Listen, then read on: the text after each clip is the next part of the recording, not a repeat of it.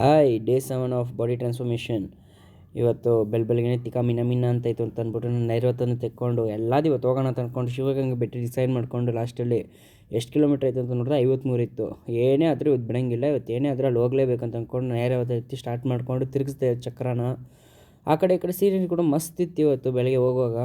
ಹಂಗೆ ಹೋಯ್ತಾ ಬಿಸಿಲು ಬಿಡುವಂತು ಹಂಗೂ ಬಿಡೋಂಗಿಲ್ಲ, ಇವತ್ತು ಏನೇ ಆದರೂ ಹೋಗೇ ಹೋಗ್ತೀನಿ ಅಂತ ಅಂದ್ಕೊಂಡು ಸ್ಟಾರ್ಟ್ ಮಾಡ್ಕೊಂಡು ಲಾಸ್ಟ್ವರೆಗೂ ಹೋಗಿ ಆಮೇಲೆ ಹೊಟ್ಟೆ ಸೀದ ಆಂಟಿ ಅಂಗಡಿಯಲ್ಲಿ ಹೋಗ್ಬಿಟ್ಟು ಒಂದು ಸಾಂಬಾರು ಇಡ್ಲಿ ವಡೆ ಹಾಕ್ಕೊಂಡು ತಿನ್ಕೊಂಡು ಲಾಸ್ಟಲ್ಲಿ ಶಿವಗಂಗೆ ಬೆಟ್ಟಕ್ಕೆ ಬಂದು ಸೇರಿದೆ.